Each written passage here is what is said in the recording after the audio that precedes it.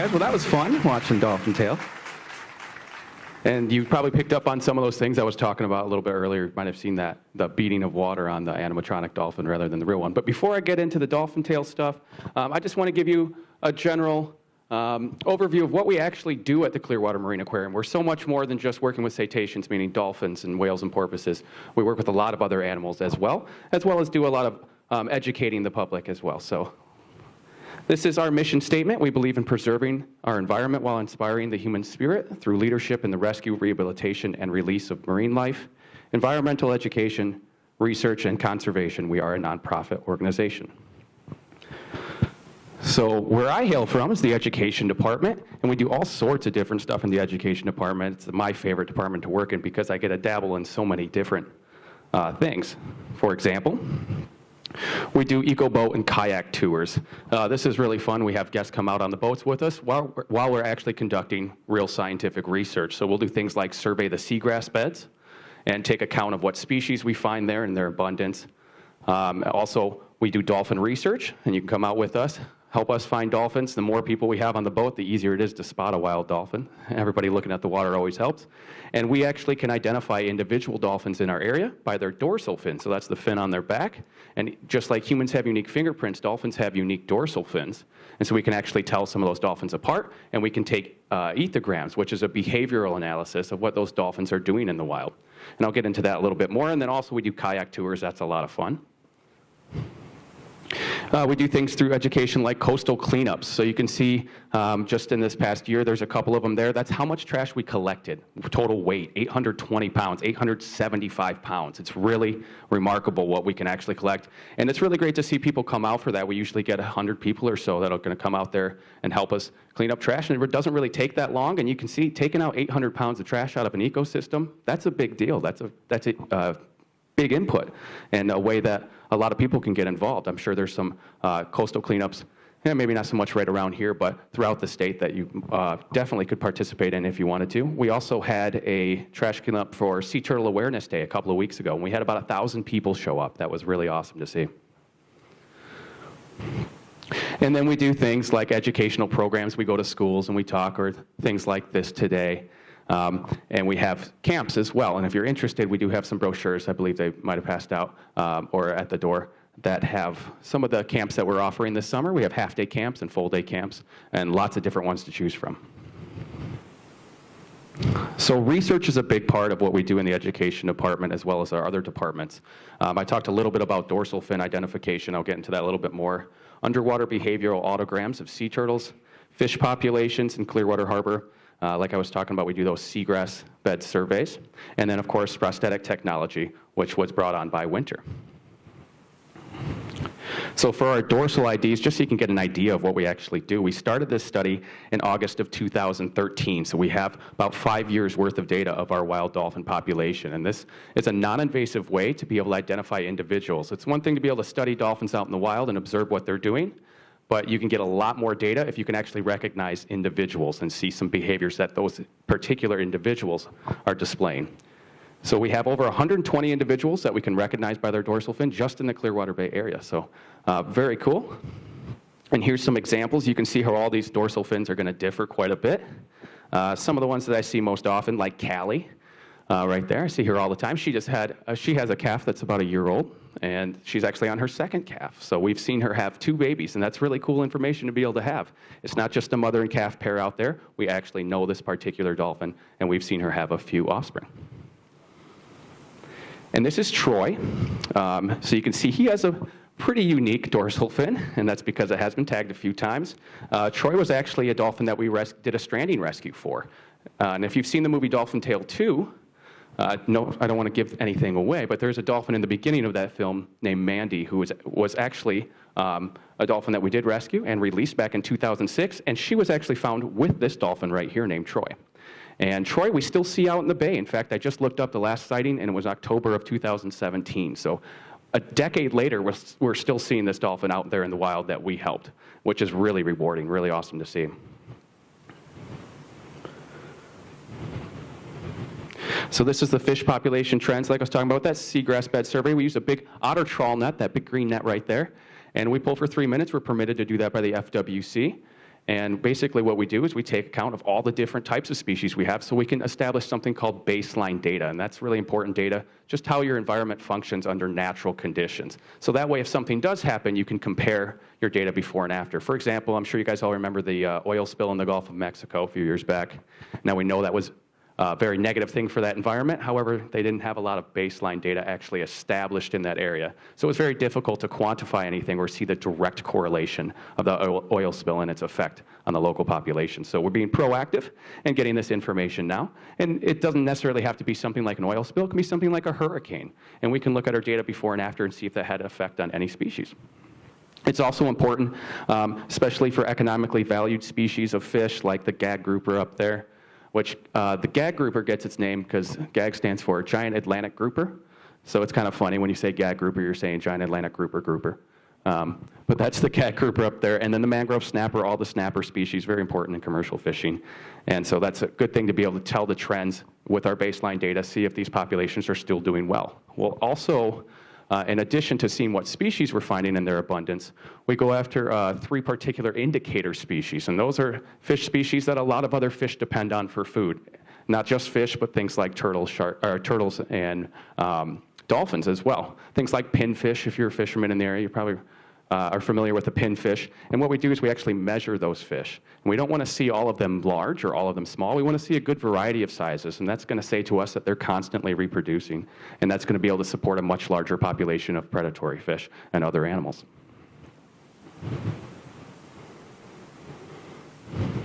So rescue. You saw a little bit about what we do with rescue. We do cetaceans, like I said, that's dolphins, whales, and porpoises.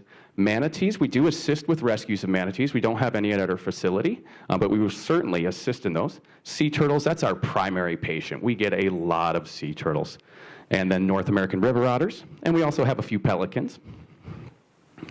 And rehab's a big part. That comes, of course, after the rescue. And we work with a lot of other facilities, Hub SeaWorld, Laurie Park Zoo, Owl's Nest, that's who we're going to call if we get a bird of some kind that needs some help. And we're currently working on an off-site facility for rehabilitation so we can have a few more animals, maybe manatees in a few years, and cetaceans as well, and that's going to be in Tarpon Springs. So cetaceans, as I was saying, dolphins, porpoises, and whales. And there's a picture of Winter, who was rescued on December 10th of 2005. And I have a little video here. You saw a little bit of it at the end of the film, but here's a video of Winter's actual rescue.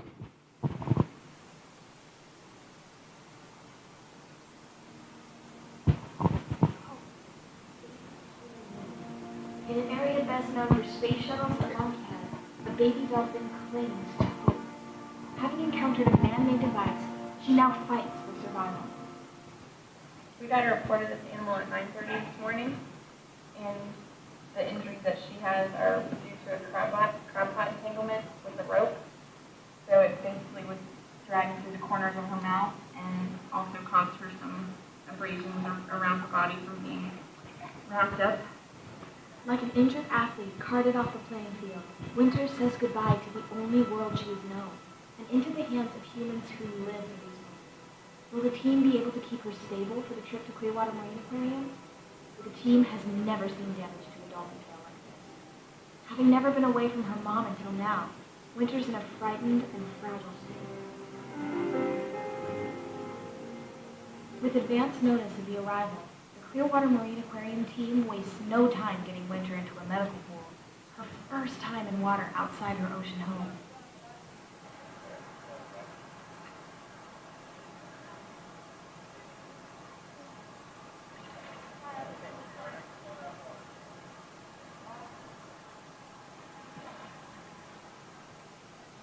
Here begins the next step in Winter's journey.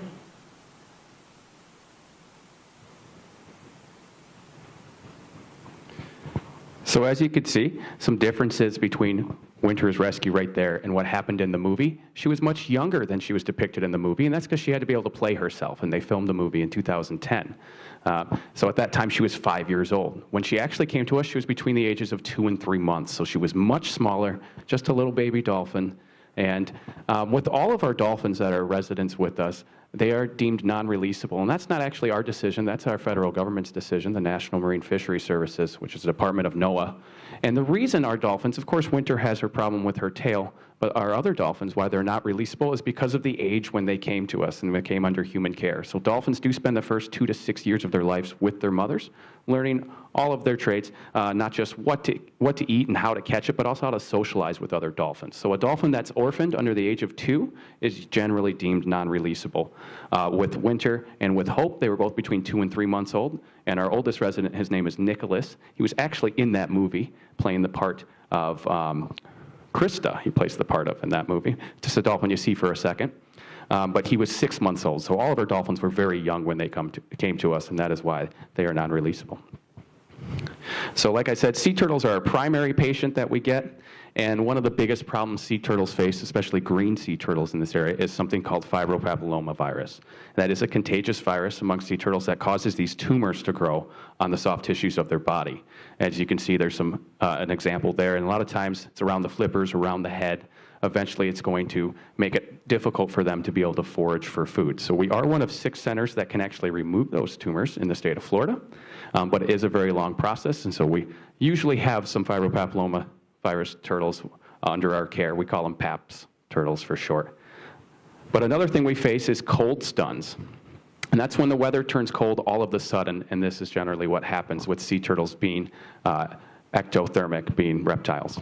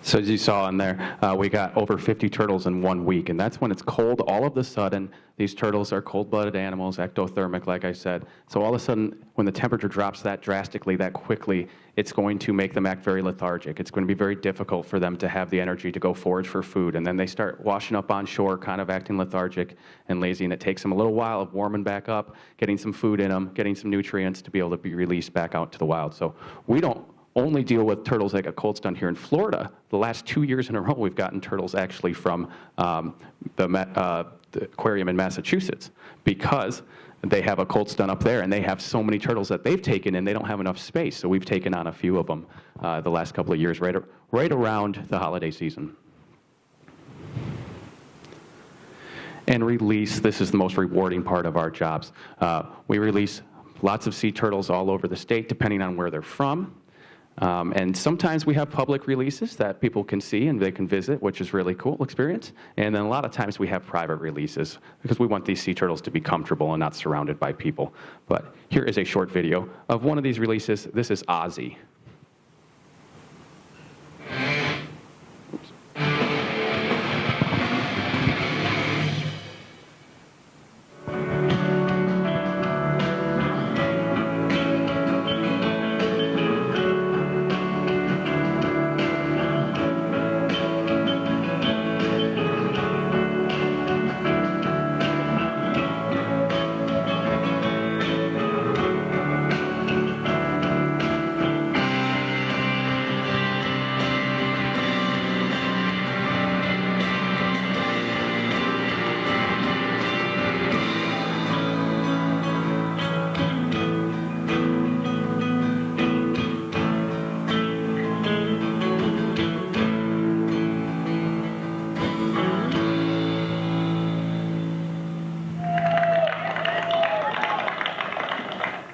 Ozzy's a great story of all the things we're honored to do here at CMA. we can release an animal back in the wild. That's what we're all about. It's been a great, great day. The beauty is, even though you guys are at home, wherever you're at, you can participate in this by going online to seawater.com. You can track Ozzy, as you heard before, by satellite tag. We've never done this before, first time ever. So that was our CEO, Mr. David Yates, who was primarily responsible for Dolphin Tale and actually getting people involved with Winter's journey and getting that prosthetic made, because he went out and told everybody about this baby dolphin we had that had lost her tail, and she had taught herself to swim with that side-to-side motion. Of course, at that time, we started noticing the curvature in her spine, and because the muscles were not building the right way for a normal dolphin. And because he went out to a lot of different media formats and tried to tell people about Winter, this really interesting dolphin we had, that's how a man named Kevin Carroll heard about Winter, and he actually works for a place called Hanger Clinic. And he's essentially Morgan Freeman's character in this movie. So he heard about Winter while he was in Texas over National Public Radio. So he heard the story on NPR, and he thought, oh, I wonder if I could make a prosthetic for a dolphin. That sounds interesting. And you saw in the movie how Morgan Freeman talked to that other gentleman to ask him to actually make the parts, and the guy looked really surprised. Oh, that guy was Dan Stremka, and he's based in Sarasota, and he got that call from Kevin Carroll, and he thought it was a joke at first, making a prosthetic for a dolphin. But of course, they went ahead with it, and they were very successful.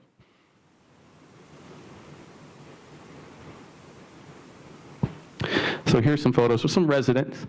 You might recognize Winter right there. Of course, in the same habitat with her is Hope, who is featured in the second Dolphin Tale movie. And Hope and Winter are very happy together. And then we have Wally, one of our river otters there.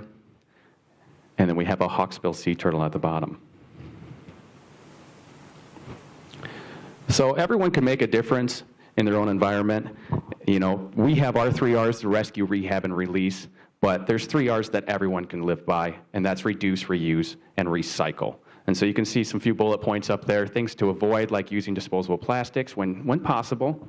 Don't use personal care products containing microbeads. Never litter. Always make sure trash is properly disposed. Pick up any plastic or trash you may find.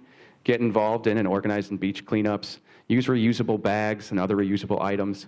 Carry reusable beverage containers instead of disposable cups or water bottles. Try to use reusable straws. That's a big thing right now with the environment. A lot of people trying to do away with straws. I'm sure you've all seen a YouTube video or two with a sea turtle with a straw stuck in its nostril. It happens more often than you would think. And then, of course, just recycle as much as possible. Basically, just be aware of the environment around you and try to do your best to take care of it.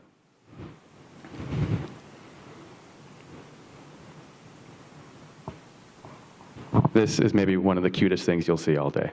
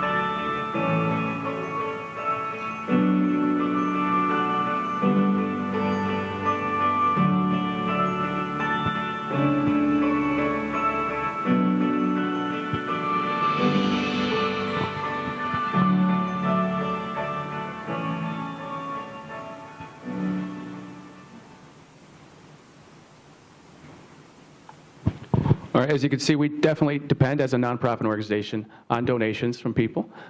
If it's just coming to visit the aquarium, that helps us care for all of our resident animals as well as all the wildlife and rehabilitation that we do as well. So at this point, I'm all done with my little presentation here, so I think I'm ready for the Q&A if we're up to that point. We have a microphone right over there. Can you guys come If everyone can hear that, yeah, we have a microphone right over there if you'd like to ask a question. Or you can raise your hand. I'll come to you. All right.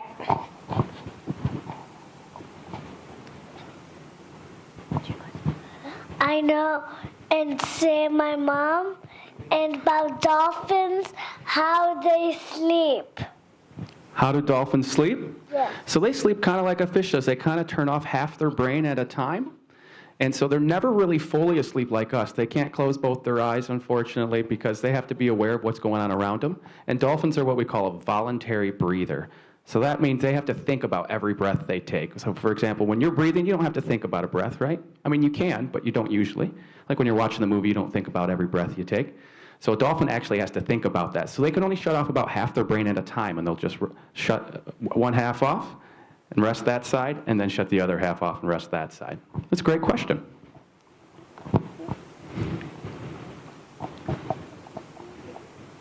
How do dolphins communicate? How do dolphins communicate? Lots of different ways, actually. So you might, of course, assume vocalization. So you heard the Tweety bird sound from Winter, which if you've ever visited the aquarium, I'm sure you've heard. She's very loud. They'll do a lot of clicks, a lot of whistles. They also, there's evidence through research that they have indicators, meaning they essentially have names for each other, which is a pretty advanced thing for an animal to have. So that's very interesting. And then also they can do it through behaviors. For example, they'll do things called like tail slapping, where that's also a hunting behavior they'll use, but they'll also use it as a sign of aggression. So sometimes if you're in a boat and you get too close to a wild dolphin, they'll start slapping their tail on the surface and they're saying, hey, scoot away from me. They'll also do things like chuffing. That's when they exhale, when they come up to the surface, but they do it really forcefully. So instead of just sounding like this, it sounds like this. Like you can tell. It's kind of like, yeah, I'm not too happy that you're that close to me. And that can be communication to us, or it can be to other dolphins even. Great question. I have two questions. Did Winter suffer any permanent damage to her spine during that time that she was having a prosthetic made? So did she suffer any damage? She does have scoliosis kyphosis. So as far as the curvature of her spine, yes, that did happen before that prosthetic was made. But we've been able to prevent it from getting any worse. So you saw in the movie it became an area of concern, which definitely happened for us. But we've been able to prevent it from getting any worse. So yes, there is some damage, but a very livable damage. And the second question is, Sawyer, was he a real character? Was Sawyer a real character? No. He kind of embodied a lot of the marine biologist and animal care specialists that were working with Winter.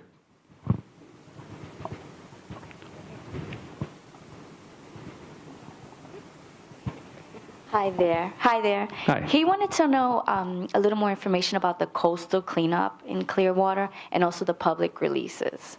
Can Okay. a 5-year-old attend? Yeah, well, both of those answers, as far as the coastal cleanups that we're a part of, are going to be on our website, seawinter.com. And you can find out when we're doing our next one. We typically stick to the Clearwater area, but there's definitely ways to get involved. I couldn't tell you an exact website offhand, but there's, if you just were to search it, coastal cleanups, things like that, there's people always putting stuff on, whether it's big or small. I mean, some of them are only 20 people, some of them are 120 people. So that's where you can find out some information. As far as the ones that we're involved with, is at seawinter.com. And what was your other question? The public releases. The public releases. So that as well would be on our website. But also, if you get on our emailing list, you'll get an email before we do a release if it's going to be a public one. And even when we do private releases, we still tell people that we're doing releases of these turtles, and you can kind of track their progress with us, which is really cool to be able to do. One more question. I'm sorry. Yeah, one more question. How do dolphins escape? How do they escape? Protect themselves. How do they protect themselves? So from other animals or predators, dolphins don't have a lot of things that are they're going to come across that's going to try to attack them or try to eat them, except when they're babies. When they're dolphin calves, things like sharks will try to go after them. And in that situation, a lot of times, especially with young calves, young of year, that's what we call a baby that has just been born that year, they will be traveling around in what we call maternity groups. So it'll actually be a bunch of moms with their calves, and they all kind of help protect each other. Now, dolphins are really, really strong animals. They have lots of muscle in their tail, and they have that hard rostrum, so that bottlenose part, and they will actually use that to ram things like sharks.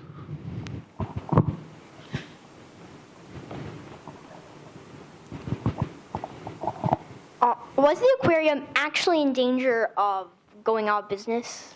So the aquarium has actually been around for a long time under different names, and it's kind of floated around. Sometimes it was a pretty small operation where we're still doing rescues. There was some sort of scare that, there wasn't enough funding to continue doing what we were doing.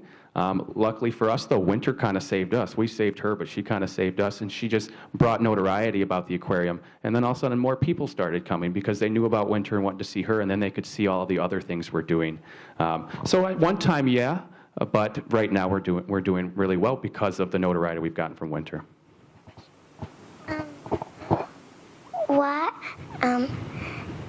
How strong are the dorsal fins? How strong are the dorsal fins? That's a tough question to answer in a measurable form. How strong are they? So the fin on their back? As far as why do they get little nicks in them and stuff like that? So that happens a lot of time naturally. Dolphins play with each other. It happens from their environment, things like rocks and things like that. And then it can also happen from tags or from attacks on them, but usually it's caused very natural ways. So the edges of that dorsal fin, kind of like, trying to compare it to something on you, like your ear maybe, right? So it's kind of like that, but in the middle of that dorsal fin, it's going to be very, very sturdy and strong. But right on the edges, it's very easy for them to get nicks. It's a soft tissue there. I had a question. So the past winter cycle, I don't know about you guys, but it felt a lot colder for a lot longer. Did you have a stronger influx of sea turtles this year, more so than past years? This year we did get quite a few. I'm sure we've had numbers similar in past years, but we did get quite a few. Especially when we get those cold stun turtles, it's more not about how long it's been cold, it's about how quickly it gets cold. So when it's been cold, when it cools down very slowly and it's cold for a long time, a lot of those turtles will actually travel further south, or they can actually acclimate much better. But when it drops, the temperature drops suddenly, that's when we get those cold stun turtles in, which we did have this year. We had a 2-week period there where temperatures were in the low 40s a few days. So that's definitely when we start to see those cold stun turtles. So, like, you usually see dolphins in saltwater, but if they breathe air, why can they breathe in freshwater? So that's a great question. So they're breathing air, so it doesn't matter about the chemistry of the water as far as breathing, but the chemistry of the water is what matters around their skin and their body, how their body functions. So their body's used to having that salt all around it, so it processes it much different than our bodies do, where we need to retain the salt. They don't need to do that. So it's all about the chemistry of the water. There actually are a couple of freshwater species. One of those is the Amazon River dolphins, pink. And it's not the prettiest dolphin you've ever seen, but there are some freshwater dolphins, believe it or not. Good question. Do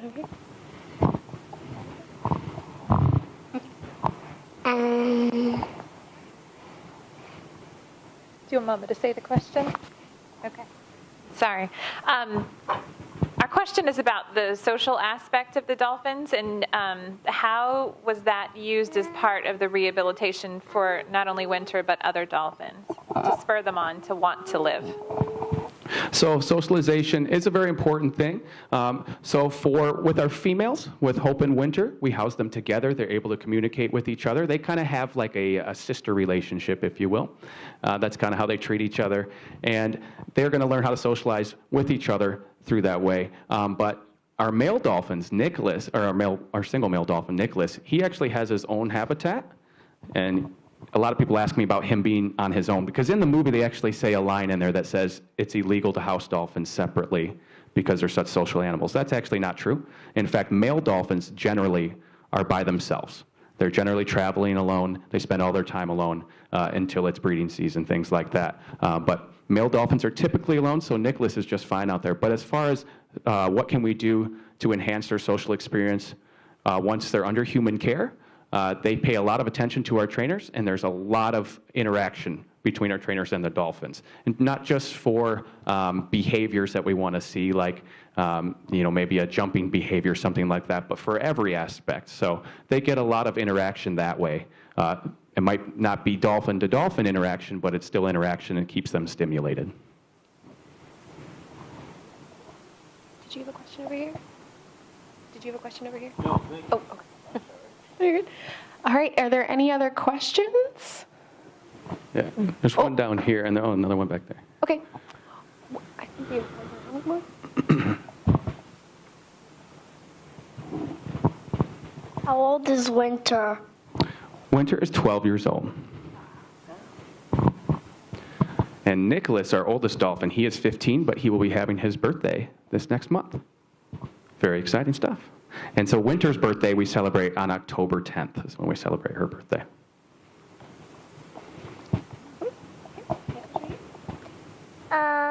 How do dolphins get away from the things that are going to hurt them? How do dolphins get away from things that are going to hurt them? That's a good question. So dolphins are pretty fast swimmers. And in fact, a dolphin can swim a little over 20 miles per hour, the Atlantic bottlenose dolphins that we have around this area. So they can usually outswim a lot of things, but they're also very intelligent, and they use their echolocation as well. So with that echolocation, they're sending out sound waves that are going to bounce off of objects and come back to them, and they're going to be able to interpret their environment, kind of like make a 3D image in their head. So because they have that echolocation, they can usually sense things long before they're actually encountering them. So that's quite often, like people ask, how do they avoid boats and things like that? That's how they're doing it. They can hear that really well, and they're going to receive that through their echolocation as well. So one part, maybe they can flee whenever they want. They can run up or swim away very fast, or they can just sense that thing before they encounter it and avoid it altogether. Good question. How long do dolphins usually live? How long do dolphins usually live? About 25 to 40 years. You saw a dolphin in that film named Panama. Panama was a real resident dolphin that we had. She's what we call a beggar dolphin. So one of those things I was talking about, one of those brochures, was Dolphin Smart. So thank you for this perfect segue. So Dolphin Smart's a program that we do voluntarily to try to teach people how to encounter wild dolphins. First of all, I know everybody wants to swim with a dolphin and feed a dolphin and pet a dolphin. It is absolutely illegal to do so by the Marine Mammals Protection Act. But we have Dolphin Smart, and all of these are acronyms, so I'll go through it really quick. But we stay away from dolphins. We try to keep at least 50 yards between us and the boat. We move away if we start seeing things like that tail slapping or that chuffing I was talking about earlier. If they start giving us cues that we're invading their space, we're going to move away from them. We're always going to put our engines in neutral because they are using that echolocation. And quite often with a mother and calf, the calf might be curious and want to come check out a boat. And that mother needs to be able to communicate to that calf and say, hey, no, you don't, come back over here. And if we have our engines running, that's going to be too loud for that calf to actually hear its mother. Ours refrain from touching, swimming, or feeding dolphins. And so Panama, that dolphin, lived into her 40s actually, but she's what we call a beggar dolphin. So she would actually approach boats, and she would get food from people, which is a bad thing, because dolphins are what we call an apex predator. So if you have a food pyramid, on the bottom, you're going to have things like plankton, like really, really tiny organisms. And then it's going to support some fish and some larger fish, and then you're going to have dolphins and sharks, things like that at the top. So the top of that pyramid, that's the apex. So that's why they're called an apex predator. And they will actually seek out the most fit prey.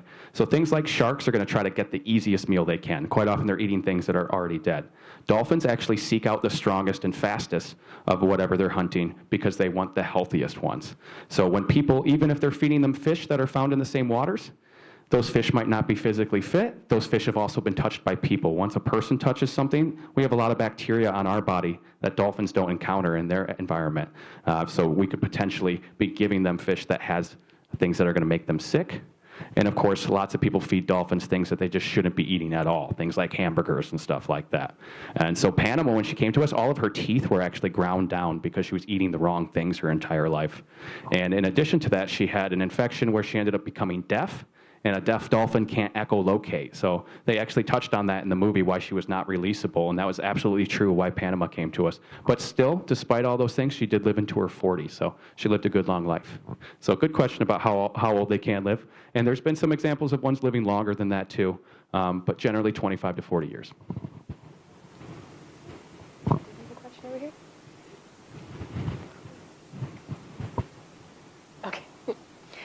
I had another question about the turtles while I'm walking over. Sure. So for the ones that you said came from Massachusetts, that if they're having cut too much of a cold front, do they come back or do they get released? Good question.